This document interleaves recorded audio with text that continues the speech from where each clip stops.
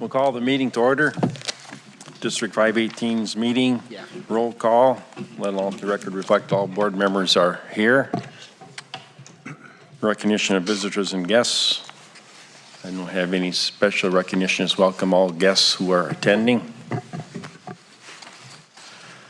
Correspondence and recognition, public participation. I've received no requests for public participation. Recognition of students, staff, and community. We have several recognition items to here. Congratulations to our WHS teacher, Patrick Mahoney, for being named to Minnesota's Teacher of the Year semifinalists. Congratulations to Oscar Galvez of being named to the Big South All-Conference Wrestling Team. Riley Nickel for being named to the Big South All-Conference Girls Hockey. And to Olivia Barber, Addison Gerber, Hall Bullerman, Christy Benjis, Kelsey Saleda, and for being named to the Big South Conference Gymnastics. Congratulations to the boys basketball team as they were Section 2 AAA runner-up. Congratulations to Trojan basketball players named to the Big South All-Conference team. Taryn Sparts was named for girls basketball, and Caleb Kanathi and Abagathi, OPU, being named to the boys basketball All-Conference.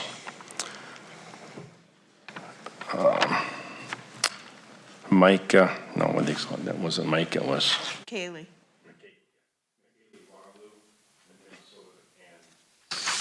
Mara Nunu, OPO, named to the honorable mention, named for the Big South Conference. Congratulations to all those athletes. Very successful year.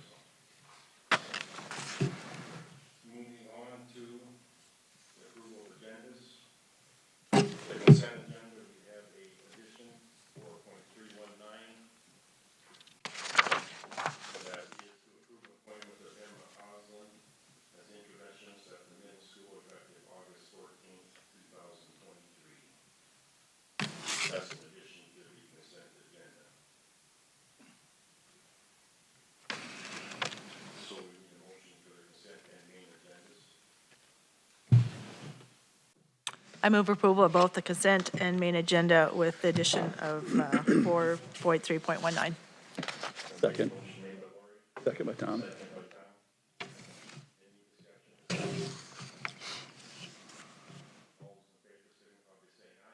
Aye. Aye. All those opposed, same sign. Motion carries. Approval of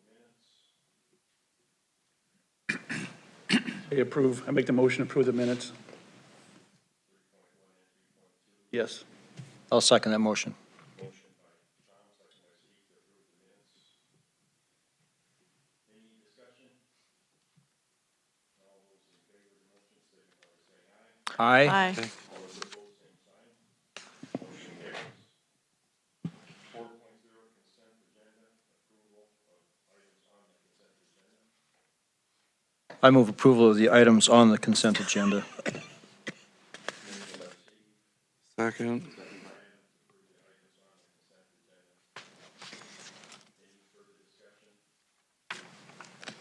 All those in favor, signify by saying aye. Aye. Aye. All those opposed, same sign. Motion carries. 5.0, monthly financial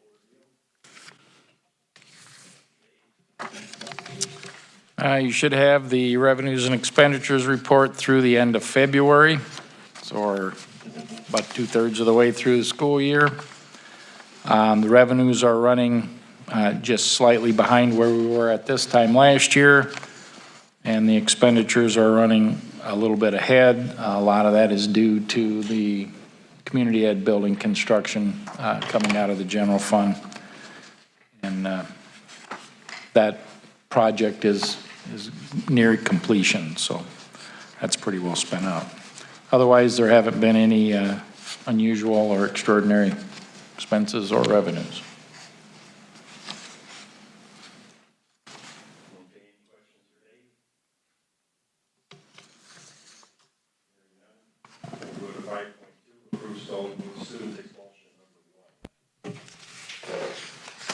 approval of expulsion.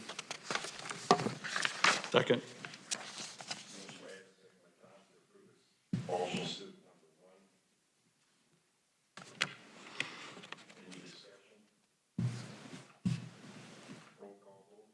Ms. Dudley. Aye. Mr. Lorenz.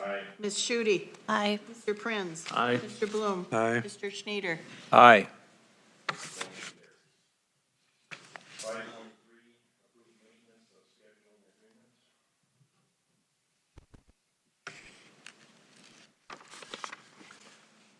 So what you have in front of you is or what was provided as part of the packet, the maintenance and scheduling agreement with the city of Worthington related to the baseball field. It would run through March 15th through the end of the 2023 baseball season. And again, it's related to mowing, preparation of the field, putting down agar lime, chalk, any minor repairs.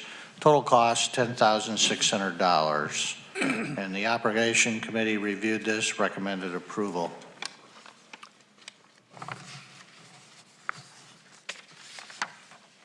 Okay, we have a motion. Chair, I make a motion that we approve the agreement for the maintenance of the ball fields. Motion by Steve, I'll second. second by Aaron, to approve the maintenance scheduling agreement with the city of Worthington. Any further discussion? Was that up a little bit? Yeah, it was Went up 500. $500. $500, yeah. Any further discussion? All those in favor signify by saying aye. Aye. Aye. All those opposed, same sign. Motion carries. Discussion on board committee meetings. This is for, So this would be for when Mr. Woodbloom takes over and comes in as part of this.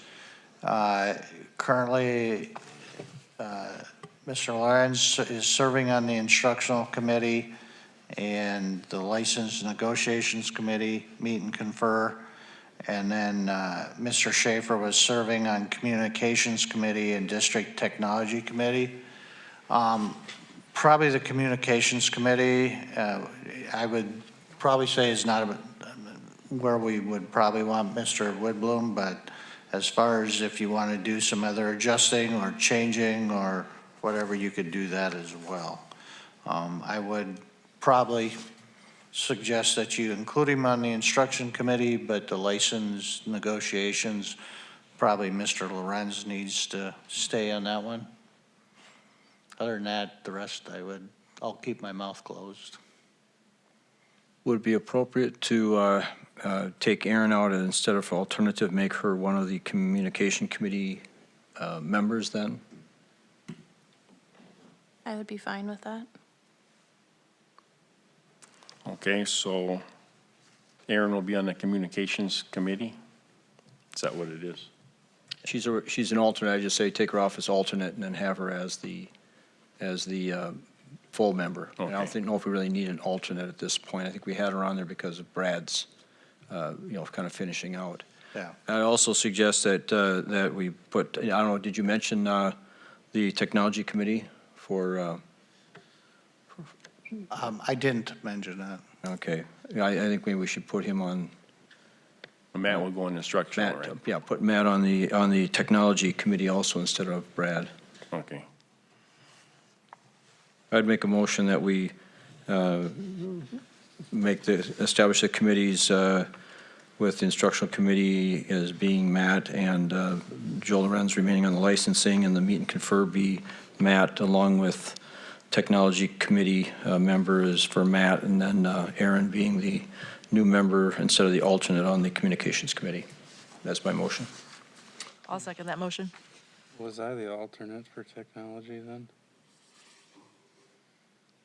You're on it. You're on the committee. Yeah. I mean, I won't- There's no alternate on that one. there's not, and I'm fine, Matt. There's two members. Okay. You're still on it. Okay, that's two, yeah. Unless you wanted to get off it. You're Well, I'm just wondering, Matt's on the radio at 7 o'clock in the morning, and That one meets early, doesn't it? It meets- yeah, and it's been not good for me, I'll be real honest, so I think that one's kind of vital, that we probably have a couple members that are accurate with attending the meetings, and I don't think Matt, with being on the radio, is gonna be able to be at too many 7 o'clock meetings. And myself, if somebody wanted to switch with me, I would just soon do that. Afternoons are better for me with committee meetings than 7 in the morning as well.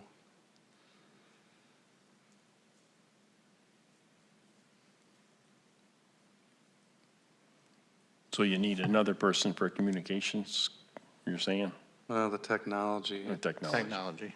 Okay. I mean, even like this last one, it was virtual, but then I was feeding cattle and it was 7:30 till it dawned on me that I had a virtual meeting with technology. But I can work around it if I have to. I'll figure it out. It's just, I'm afraid Matt, with his radio time, be a tough one for him.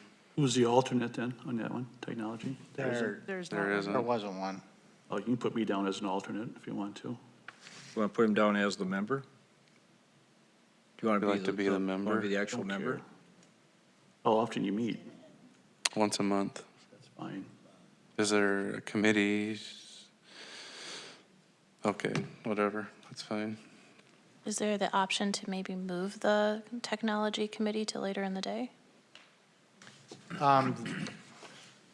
one of those that's always met early.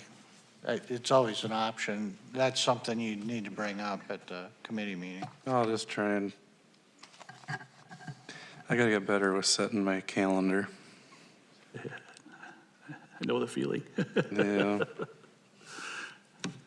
So there's two of them on that committee?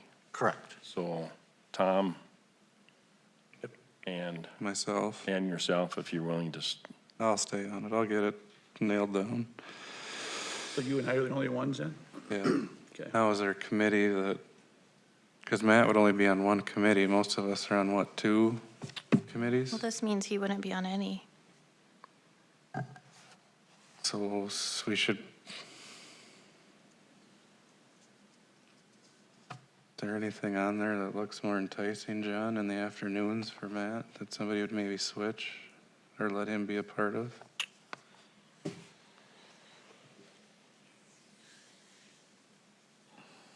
The other one would be probably curriculum or world's best workforce type. Staff development. They meet in the afternoon, don't They they? do. I don't have to be on staff development. We could put Matt there on staff development if he wants that. That meets in the afternoon.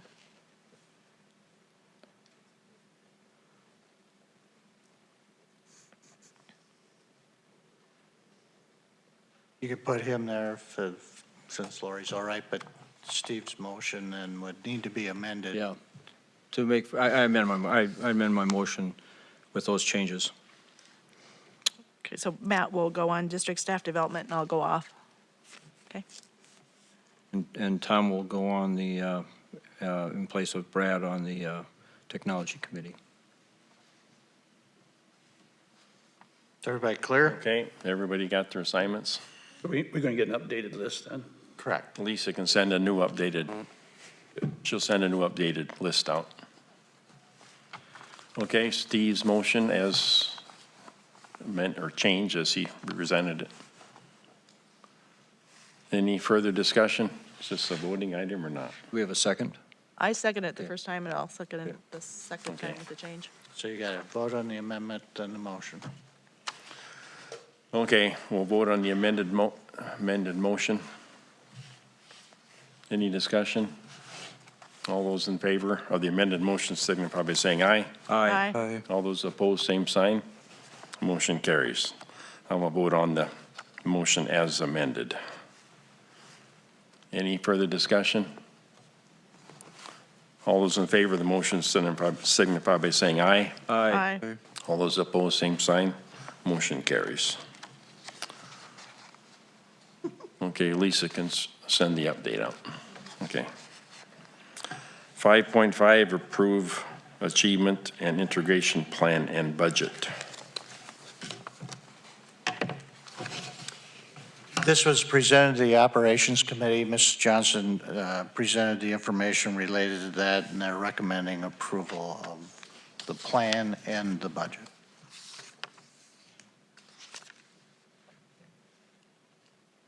Okay, need a motion? I move approval of the integration plan and budget. Motion by Adam, Second by Tom. second by Tom. Any further discussion? All those in favor signify by saying aye. All those opposed, same sign. Motion carries. 5.6, approve long-term substitute teacher rate increase. So with the long-term substitute teacher rate at the instructional committee, we had talked about moving it to 275, kind of trying to keep the same gap. When I went back and did some double checking, either my math was not good or I listened wrong or something. Is the actual gap is closer to $90 to $95 to $100, depending on what number you're looking at. So in that, I want to make sure I'm clear that in order to keep the same gap minimally, you would, rather than the 275 that the instructional committee talked about, it's 290 or 295 or 300, depending on where you want to go. So the actual number you looked at would have been $160 a day and then 200. So at 255 plus $40, it's really about 295 to maintain the same gap. That's for full-time versus, Huh? that's for full-time, right? Yeah. And would that apply to all long-term subs or only those who have previously taught in the district? Only those who previously taught. And what would the rate be for those who have not previously? 255. Okay. That's for a long time, it's always been based off step one on the salary schedule. And so we're looking at the salary schedule as it is in this contract year, because that's going to change every 2 years with the percentage. Well, it actually changes every year when Sure. the base moves. Right, but we renegotiate it every 2 years. Correct.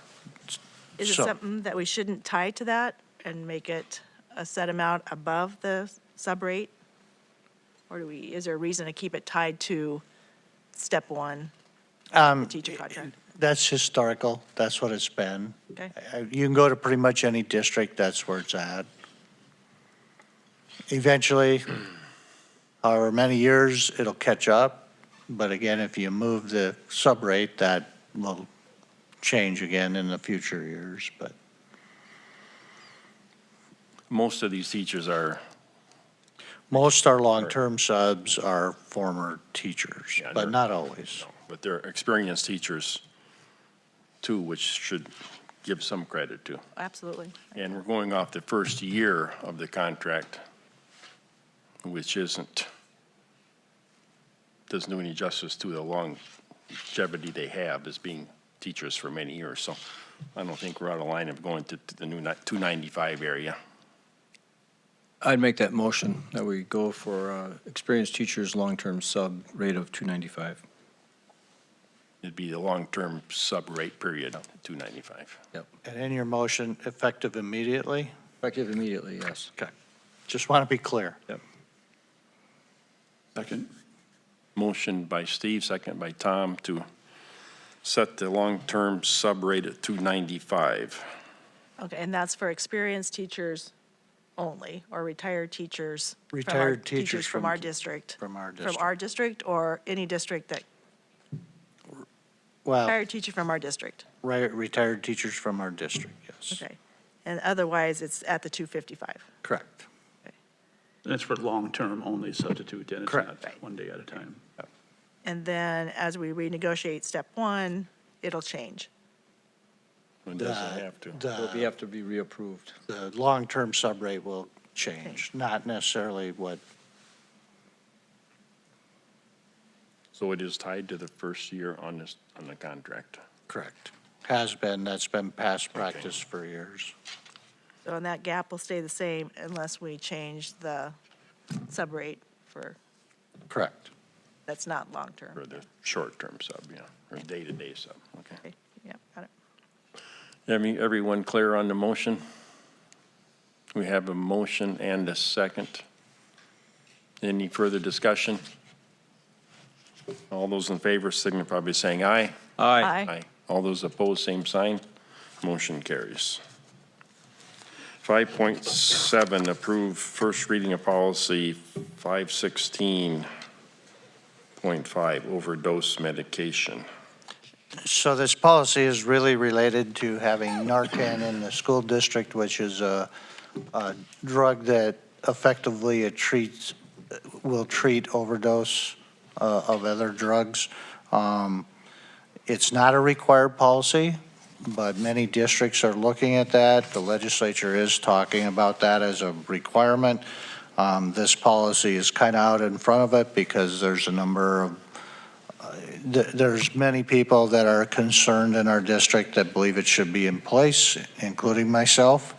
And with that, I've gone through and made the adjustments. And based on the input I've gotten, the instructional committee looked at it and would recommend approval.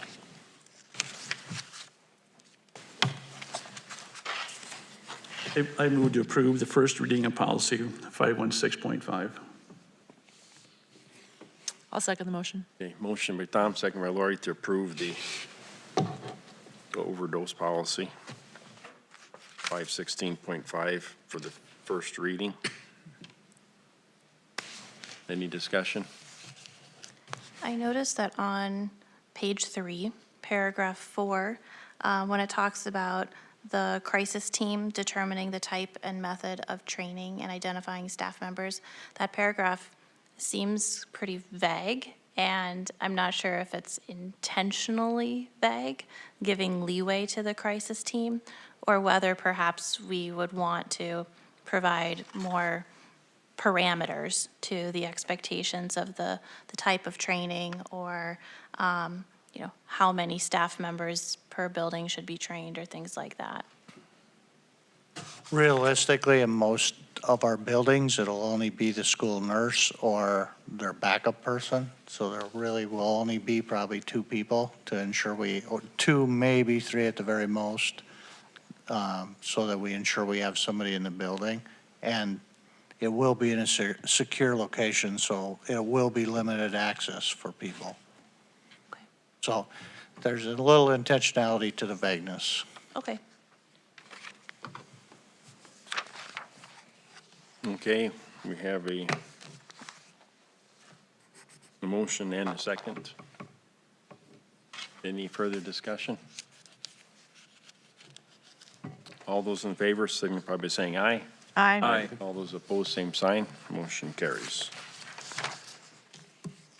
5.8, approve a change to human resources system, too powerful system, and a change to the substitute system to Red Rover substitute management system.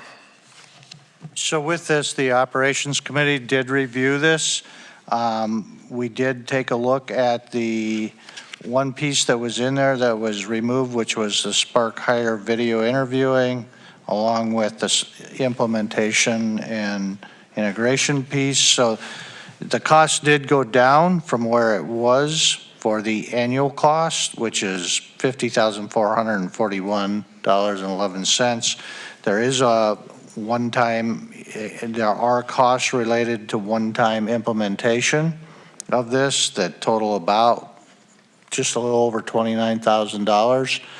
And then the other piece I need to remind you is we've been paying for a subsystem that no longer will pay for because the Red Rover subsystem will go through Teacher on Call and they pay for it. So there actually is a little bit of savings there on the total cost related to ongoing costs. With this was completed by the committee that did a review. This is all employee-based, so it's time system, leave systems, HR systems that are a part of it. So it's been part of the student information system, campus system, and then the employee system that we've been looking at this year. The other two, at this time, there's not a recommendation to move forward with any changes, but this one came as a recommend to make changes. So the operation committee made that, looked at it, reviewed it, and is making that recommendation. Mr. Chair, I'll make a motion to approve the purchase of the new, the changes to the human resource system. Motion by Steve, I'll second. second by Aaron. Any further discussion?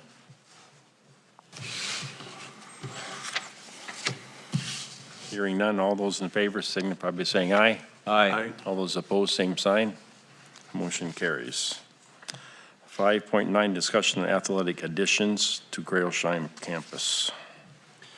So back when we had, and this was gone over by the operations committee, back when we had a work session, we talked about the different options or things to consider on this. Is an estimate of those costs. So there's three things: middle school, grass field, inside of the track, replacing that and making it a turf field. And that estimate came in at 2.5 million plus.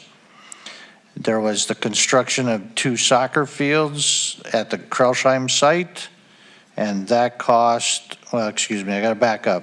The artificial turf was 3.4 million plus, and then the soccer fields are 2.1 million plus. And then the other one we've had conversations about is the construction of a varsity baseball field. If you remember, we actually, to the west of the community ed, everything's pretty well leveled out there. By going through and doing the fine dirt seeding, all the pieces of the puzzle that need to be included, total cost, 2.26 million plus.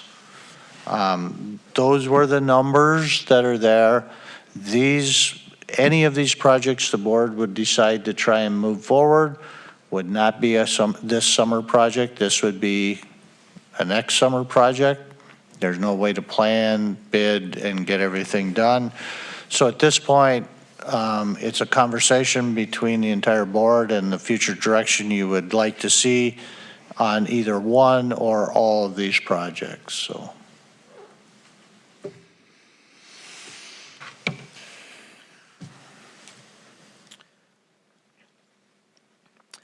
On the varsity baseball field, we had a donor that was going to give, is that included in this anywhere? So I'm still working on the donor, and as of right now, their preference would be the soccer versus baseball. But I don't have that final commitment. I had a preliminary conversation. They're working on it right now to try and figure out if and what that might be.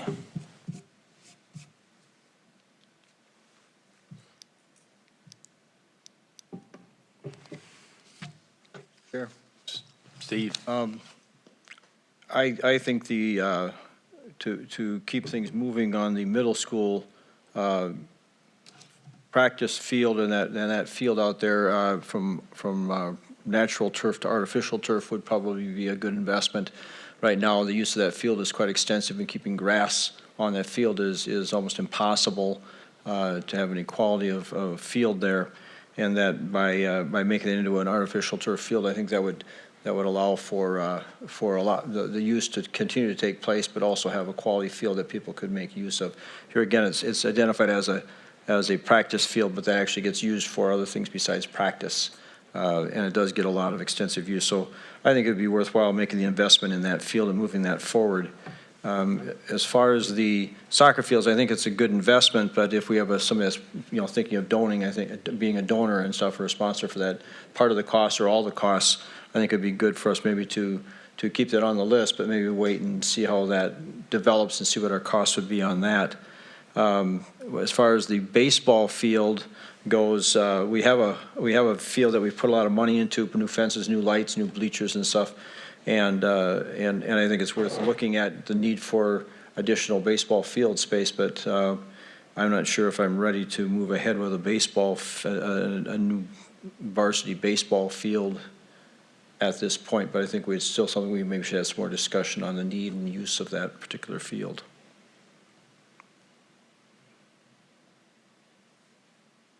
Any further discussion? How would the funding come for these, John?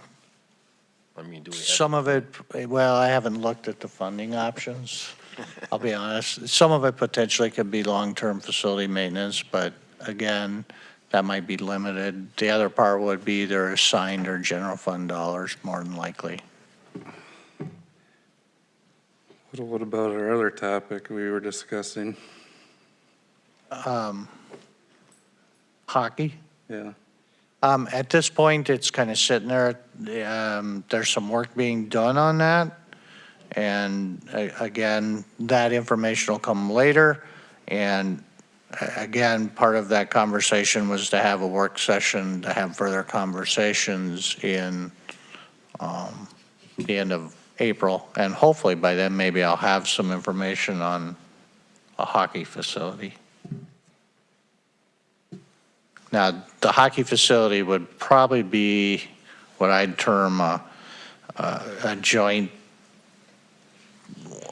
project, which would be city, school, hockey association, and community.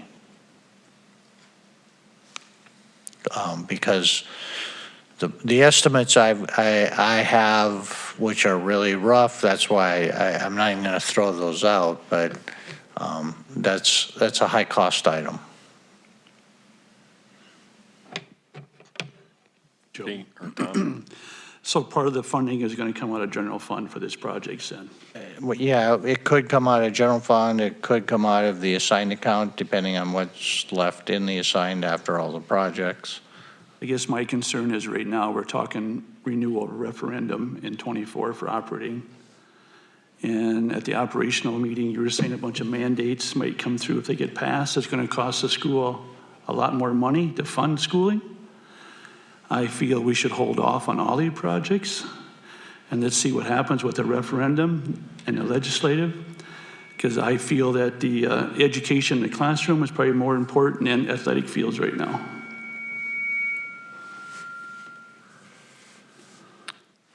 When will we know about legislation? This summer? Legislative process ends May 22nd, I believe the date is. They're halfway through the session. I was up there yesterday in St. Paul for the school board day at the Capitol, and they're exactly halfway. So they've got a lot to do in a short amount of time. Did you talk to them about the mandates? I heard a lot about them. And I'll cover a little bit of the legislative session stuff at the end when I give my report, but. Okay, so this is discussion only for this Crailsheim Correct. campus, and And it's update for the other board members that aren't part of the operations committee. Again, we'll schedule a work session, and if whether you want to do it at the end of April or you want to wait till the end of the legislative session, that's fine with me. Doesn't matter. I don't think there's a big hurry. How soon on this referendum, though? Do we need to be pushing on that?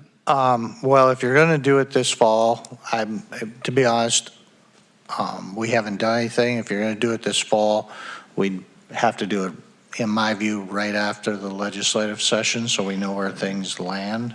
Okay. Yeah, and I'm in agreement, because they said that too yesterday, that there's a possibility that we could renew the existing operating referendum, whatever that amount is, that the local school board could do that without voter approval, but it'd have to be at the same level and the same amount of time. It'd have to be exactly as it is in place now. That possibility is out there, that could get passed, but they have no idea if that's going to get pushed forward. So we'd have to wait until like the first part of June at this point. Yeah, I think that's fine. We'll know where things are at a little better at that point. And that'll give you time with all these other projects. Sounds good to me. So we'll wait until the legislative process is complete, and then we will get the information and have a work session at that point. Is that the plan? Yep. Okay, we'll go with that. Approve Grand Canyon University student teaching agreement. So this wasn't presented at the instructional committee, but just as a FYI, it's a continuation of what's already been in place, so it's a matter of just approving it. We do have a student teacher that will be coming in from Grand Canyon, so, for next year.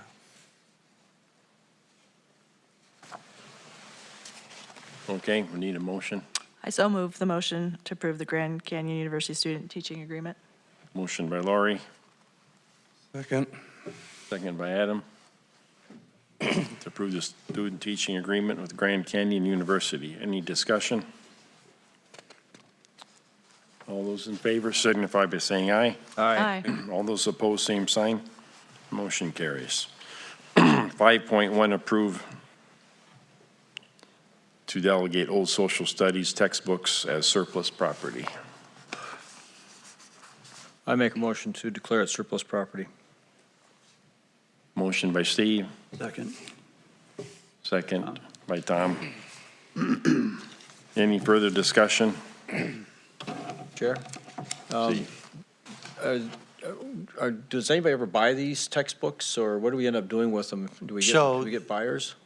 Actually, these textbooks, Mrs. Schuman has found another school that would like to buy them. We don't get a lot off them. Yep. Oftentimes, they just go in the recycle bin, but in this case, somebody will get use out of them, so that's why we want to get them declared surplus and get rid of them. I'm glad to hear that. Thank you. Okay, motion made and seconded. Any further discussion? All those in favor signify by saying aye. Aye. All those opposed, same sign. Motion carries. 5.12, approve student expulsion number 2. I move to approve the student expulsion number 2. Motion by Tom. I'll second. Second by Laurie. Any discussion? Roll call vote. Ms. Dudley. Aye. Mr. Lorenz. Mrs. Shute. Aye. Mr. Krenz. Aye. Mr. Bloom. Aye. Mr. Schneeder. Aye. Motion carries. Okay, we'll go into reports. John? So I have a couple items I want to talk about. One, we have 2 days of snow makeup days that we have to make up somewhere in the calendar. I'm really kind of on the edge with any more learn from home. We are going to make at least temporary adjustment at this point at the high school and middle school to garner a little more what I'll call student instructional time, contact time, so that I have some flexibility to have another learn from home. If we get to mid-April and we see that we are going to make it and we don't need another day, then we'll adjust back. But example, what it is adjusting that we won't be doing the PLC time at the high school, and we'll make another schedule adjustment at the middle school to garner some additional time. So that's where we're headed on that one. The community child care group is looking for a representative to serve on their RCCIP group. It is a little bit of a commitment, and they were wondering if any school board member would be willing to participate as a committee member of that group. There is some training that's coming up, and they're looking for what I'll call a core member from the school board. There is a time commitment with this one, so just so you know. Currently, they've been meeting right before lunch typically, but on the training side, it'll be about a 2-hour training is what I'm reading. How often do they meet? Generally monthly, Monthly. yeah. And the first one is scheduled for April 5th on this one. I'm actually on the core planning team, and there's 20-some members on that. This is actually a little bit different than that core team.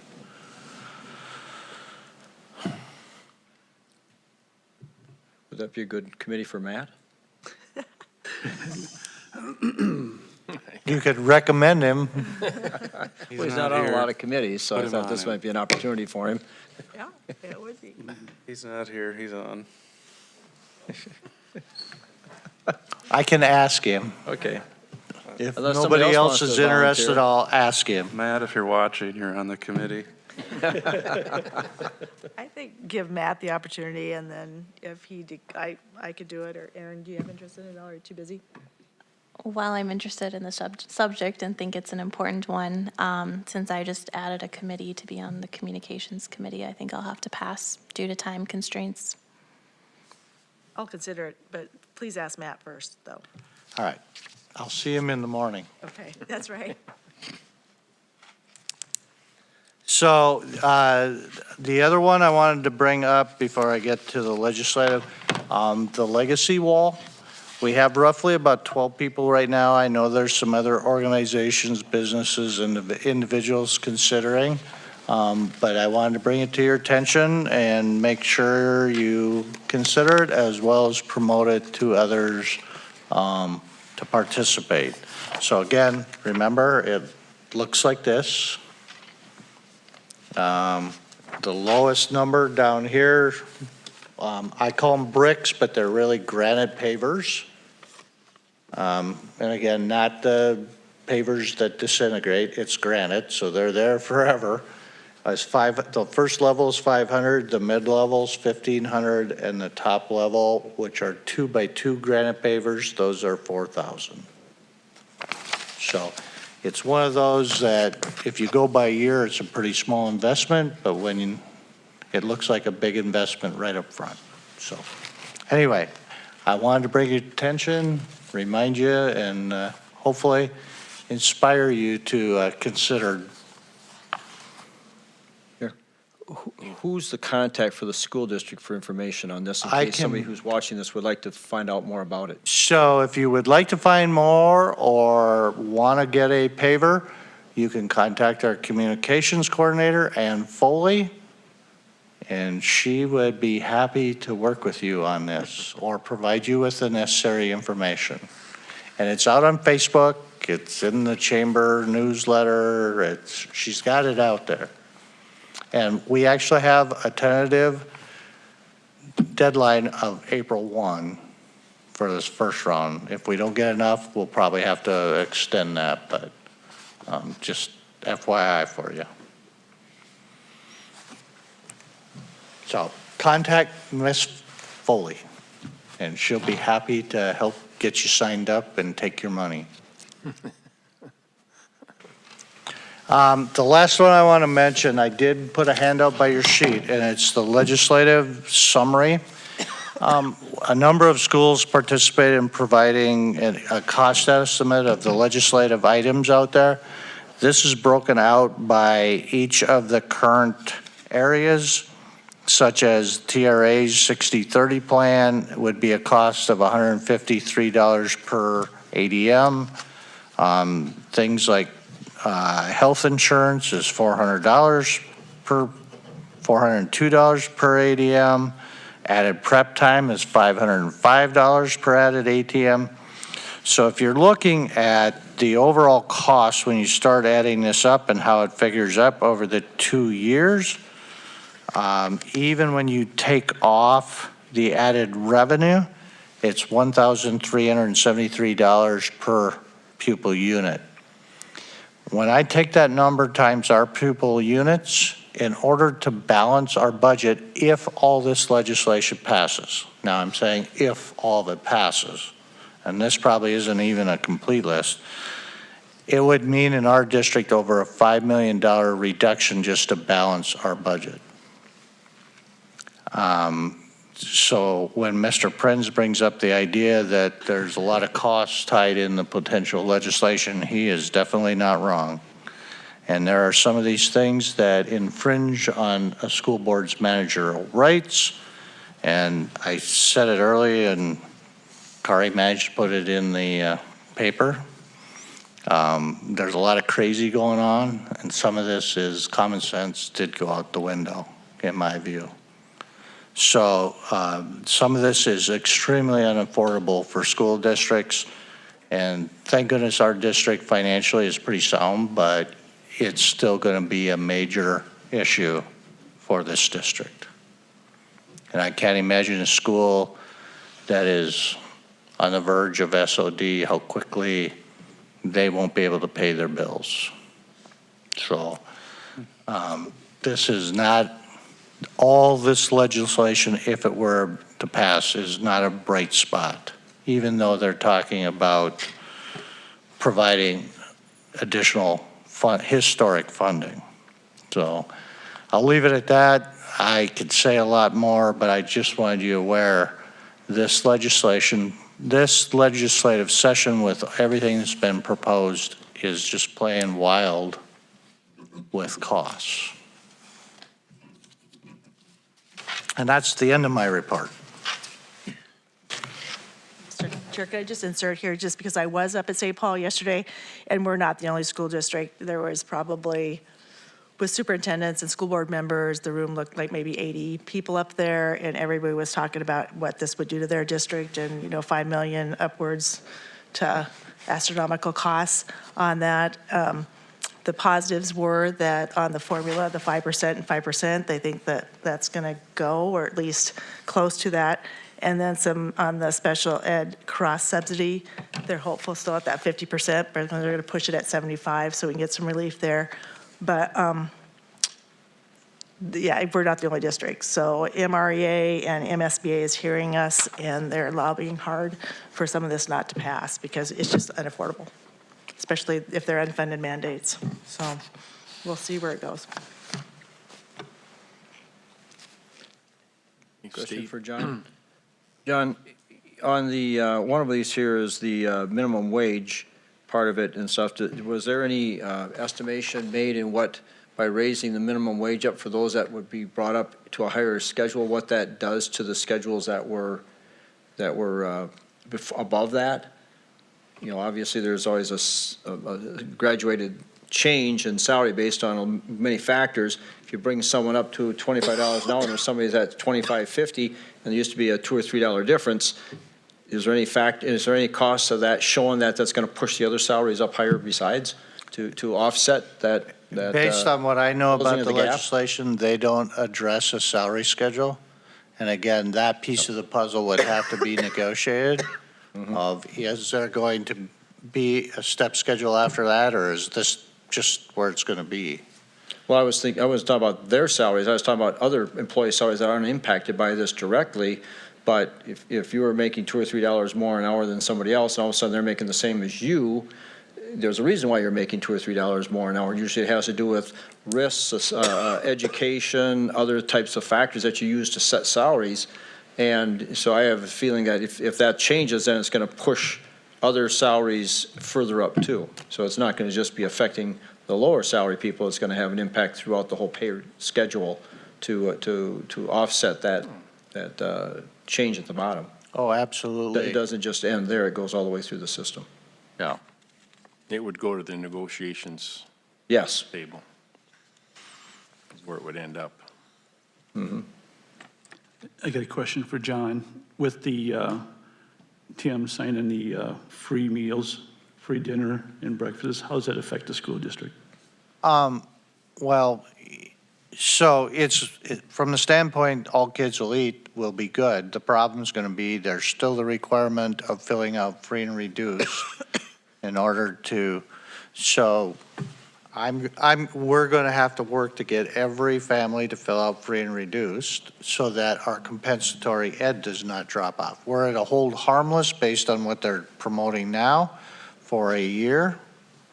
But at that point, there's the potential of a drop off if you don't get your free and reduced forms back in. And the question is, what's the incentive to get parents to fill out the free and reduced forms if Right. I'm already getting free. So there's a lot of complications to it. I will tell you that paying for them paying for every meal is a good thing, because now we're not going into deficit from some not paying their bills, but then there's the other side that also affects our compensatory ed. And our compensatory ed number is, for next year, is roughly $6.2 million. So it's a big part of our budget. I had heard, this is through somebody talking on the radio, a legislator talking on the radio, that they have a different method of calculating that compensatory aid now. I haven't heard they didn't go into detail what it was, but they said that question was asked of them, the response was they have a different way of doing that now to determine what that's going to be, and that's not just on the local level, that actually goes, I think, to the federal level for something like that, because they're the ones who get the report for doing that. So that's what I had heard, is that they're finding a different method of calculating that. I think it's a good idea to have the free and reduced if the state puts some money in. I'm always curious on how they're going to determine, they're going to put so many dollars per student, I would imagine, into your budget, and then you have to manage that amount of money because you're no longer collecting any more money. If you overspend, then it comes out of your general fund. So that'll be part of the challenge, I think. And I think the benefit of it is if you maybe I shouldn't say it at the meeting, but if we have people who don't pay the bills, generally we have no way of collecting. We can ask them for the money to do that type of stuff, and you're going to have other people say, well, if they can go eat for free and they don't have to pay their bill, then why am I paying my bill for my kids? And you can't collect from me and you can't do anything about it. So pretty soon, as the whole system, if people find that out and they stop paying their bills and they come to school and kids eat for free, basically you're into that program in one way or the other. Because there is no way of enforcing your fees So at this point. just so you're aware, MD is working on a fix for the compensatory ed, but there's nothing in place. Okay. And there's nothing guaranteed in place, so. Yeah, like I said, this was a legislator speaking on a radio station that gave that information. That's where I got it from. So I have an update from the state legislator who has authored the bill that has passed all committees and is expected to be in the education budget that defines the formula for the compensatory revenue. And the combination, or the formula, is going to be determined by a combination of Medicaid direct certification, English language learner numbers, and high mobility / homeless numbers. So my understanding is that at least in the state of Minnesota, there's going to be a formula consisting of calculations with those three factors that is currently in the education budget in both the House and the Senate. So this is from State Representative Sandra Feist.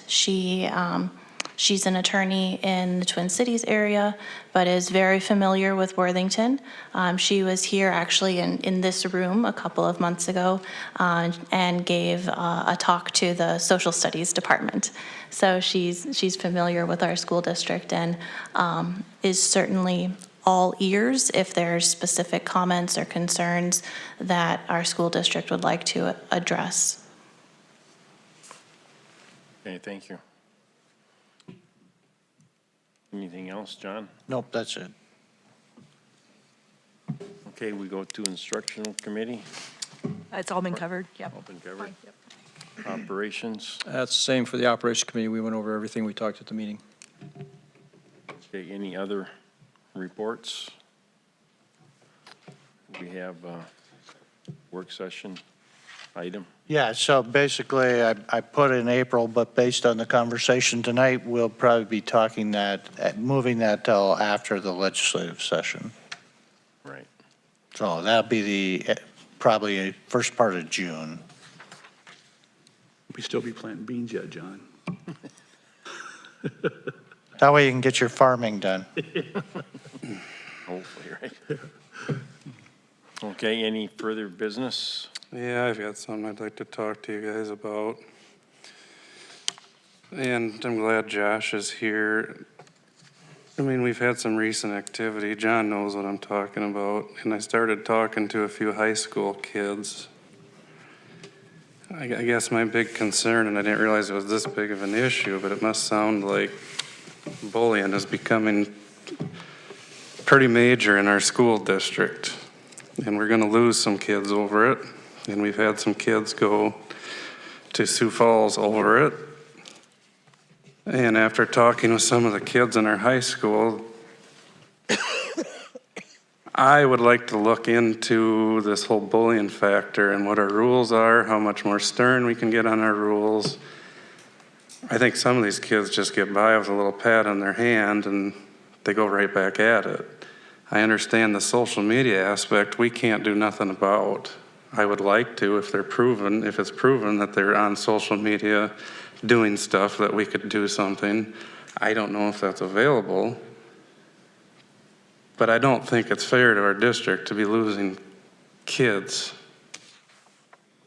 and keeping the ones that are creating the problem. And this all stems back to this fight that happened last week. We're losing that girl in our school district, and I think it's too bad because she absolutely hates Worthington High School. I think that's sad. And I don't know what our rules are. I don't know what our objectives are. We've never talked much about it. I guess, Josh, what's your opinion? You used to be a principal. How bad is it? I mean, we don't see it, we don't hear it, and then all of a sudden things arise and we hear it. Based on my history here, I mean, I have no doubt that there are students who have conflict between each other that typically starts outside of the school day on some type of social media. In my experience, admin, whether it was Mr. Hastings in the past as an AP when I was here, and I don't work here now, but I have to lead Mr. Brands, takes the time to do his best to investigate. SRO, school resource officers are brought in, trying to get in front of it. I do think when it's happening on social media outside of the school setting, we know it filters in, so admin, teachers, counselors are doing their best to talk to these kids to get in front of it. But I think once it starts on social media, it's really hard to stop it. So I have no doubt that even if admin, other teachers, other staff are doing their best, I'm certain there are kids who feel like it's already too far down the tracks and quote unquote there's not enough being done. Because it feels like the damage is already done. Because once it hits social media, it's wildfire. So it's an interesting dilemma where I know that there probably are kids who feel like there's not enough being done. There's parents who might think there's not enough being done. But on the flip side of that, I've seen staff work to try to bring in kids, talk with kids, mediate with kids, and do what they can to try to help. So I can see both sides. I don't think it would necessarily be fair to say that nothing's being done, but I want to value the feelings from kids where once it gets too far, to them it feels like there's not enough that can happen to make it right. So, how many school resource officers do we have per school right now? Is it just one? Two? One that serves the high school and Prairie, and one that serves, and the Learning Center, and one that serves intermediate and middle school. I mean, is that something we need to look at to help control it just a little better, or is that? The reality is, I'm going to tell you that the term bullying gets used loosely because, again, the first thing is it's bullying. But back when Joel went to school, it was called peer consultation or peer pressure. pecking order. That existed when I was in school. If I lipped off to a senior, the senior put me in my place. Nowadays, it's quick to call it bullying. And I'm going to say, particularly in a lot of cases, parents get frustrated, but they never talk to the school administrator to ask for help, or they never talk to a teacher. They don't bring it to us so we can look to try and investigate and help. And I know that for a fact because just recently that was the case. And again, we're willing to help parents and help kids, but they got to be open about it. Because on social media, there's this whole secret side. We can't shut down, example, social media sites. That has to go through the police. And we ask them an involvement. More police is not going to solve this problem. It's actually students and parents that are going to solve this problem. And again, in society, it's for some reason become appropriate to attack others. And that's just wrong. And that's kind of what's going on right now with bullying across. It isn't even just our kids. It's adults. And it's got to stop. So to say we're not doing anything, we'll do something if we know about it. And yes, there's consequences involved, and we turn it over to the police to deal with it. But we can't deal with it if we don't know about it. And again, it's not just the school that's got to solve this. It's not just our teachers that are going to solve this or our other staff. This is kids and parents that are going to solve this. Sorry, I got on my soapbox. Sure. Christopher, I'm not familiar with the specific instance that you're talking about, but I'm assuming, is that what you're referring to? Is something that's happening on social media and carrying over into the school and causing violence in the school, like fights or attacks on students on attacking other students? I visited with John. I got reached out to by a parent that when this fight happened last week, that was all based off bullying, according to the mom. And so I started asking questions to other high school kids on what's really going on. Wasn't it like a month ago, we had something out about social media attacking or bullying, whatever you want to say. We had something on our school page, didn't we? About that. Well, so when this fight happened, whatever, the girl that got beat up went to Sioux Falls because she was mentally struggling. We got to be a little bit careful on data privacy. I get that, but that's what sparked my interest, and I'm hearing things I don't like to hear. And I'm just like, how bad of a problem is it? And we say that the parents aren't coming to the administrators, which I don't disagree, they're probably not, but in this case, she told me that the administrator told her that his hands were tied. And I thought, if that's really true, I'm not saying there's two sides to every story, but if that's true, that's a pretty poor excuse as a school district to bring to a parent. Yeah, and I guess my curiosity is it something that we can address, or is it something that we're catching the aftermath of the situation that we can't control? As John said, if something happens on social media, and then they take it, instead of doing it out in the street 5 blocks away, they're doing it in the hallways. Well, and the administrator says, well, fix the problem. And the administrator might be saying, I can't fix that problem. I can fix the fight. I can take consequences there, but he can't fix the social media part of it. And that's what I'm saying. I don't know what the answer is or what's going on here, but I'm just saying I'm all for being more stringent upon consequences for people fighting, for any activity that we know about, doing more with it to get the message out there that we're not putting up with it. But we're only restricted, we're going to be restricted to what happens in our school, and we're not going to have a lot that we can do, or we're very limited on what we can do outside of our school district and outside what kids are doing on their own time. We can't shut them down. We can't tell them they can't. All we can do is deal with the consequences when it comes within our realm.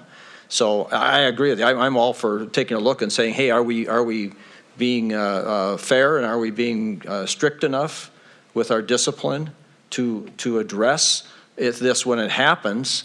But I don't think it's going to prevent it from happening. It's just It'll going to never be, maybe stop. we can get the, maybe if it gets the trouble out of the schools, that's great. But I'm all for trying to do more. It's just people have to realize, we are limited to what we can do, especially if it's happening away from the schools. And that's where I'm at. That's what Yeah. I'm kind of asking is in the future here, I'd like to know, can we do more? Can we not do more? Are we doing enough as a board ourselves? I don't like getting a parent to call me and complain. But it's getting to be enough where it's like, okay, we got to pay attention a little bit. And that's what I'm saying. Can we do more? Do we need to do more? Are we stricken? Where are we at with this? And yes, you're not going to stop it. Aaron? I'm wondering, is there a social media, like a section I'm wondering if the school district's anti-bullying policy includes a section on bullying initiated over social media. It's in there. I'm new on the board, but would it be possible to circulate the anti-bullying policy to the school board, just so we're all kind of on the same page? Yeah, so all our policies are we'll pull it off, but they're all on the district website. Okay. It's not just accessible it's accessible to everybody. It's accessible to everybody, yep. And again, there are speakers you can bring in, there are things that can be the proactive type approach, but those are one-hit miss typically. They come in, they do a one-time thing, and then they're back out. And if you don't do follow-up with kids, it's like even with adults, if you do a training and then you don't do anything for the next year or for a year or two, then it fades away. Well, perhaps we can all take a look at the anti-bullying policy and see whether there's anything that we should do to make it more robust. And it's something that can be a reference point then for incidents moving And forward. I think we all want to do more. It's just, what's our limits? I mean, how far can we go? We can look at it, and I think we can convene about it. Maybe you want to put that a part of your work session, but we all got great ideas, but that don't mean that idea can be implemented either, because it might be too far of a stretch to do. So that's what I'd like to know. I mean, what are our capabilities? I mean, how far can we stretch the rules? Well, and again, there are limitations as far as what we can and can't do in the school. If it comes in the school building, then we have a right to deal with some of it or all of it, depending on what it is, but it eventually makes it to school at some point in time, either in a minor or a major issue. If it's a major issue, we deal with it. The minors, and again, you got to remember, how much time do you have in a day to deal with this, the teacher in the classroom, another behavior? That's one piece of the overall job responsibilities that are a part of there. Well, and part of why I want to bring it to attention is I don't want people to not come to our district because they hear just the bad of Worthington. I want them to at least know we're looking into this. I would argue the point that, yes, it exists. It exists in every school in some form or fashion. At this point, I don't have enough to say it's really bad or it's really not, compared to any other school district. Well, we're a big school. I mean, we're easy to pick on. That's what I'm getting at. I mean, we already get enough negativity. We don't need to add to it, and I feel that some of this does. And that's all I've got. I would like to ask the question if we can do more with our rules. I mean, like a fight that's organized by these kids is 3 days of school, out of school suspension enough? If you can prove it was an organized fight or something, I don't feel that is. I think it's important to know, too, like, in my time here, we had a number of families choose Worthington High School because their child was being bullied in some of the smaller schools around here. So I think, like we all said, I think the bullying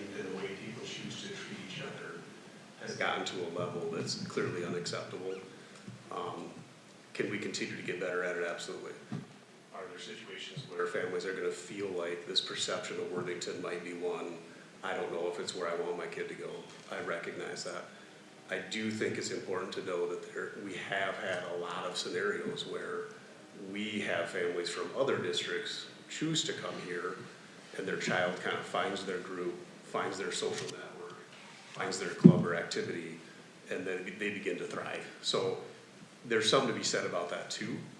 It's not that we shouldn't keep looking into it, but I don't think we should continue to think that it's this overarching negativity and there's lots of concerns going on. There are concerns, but we also have a lot of great things where other families may choose to give us a try, and it's a better place for their child.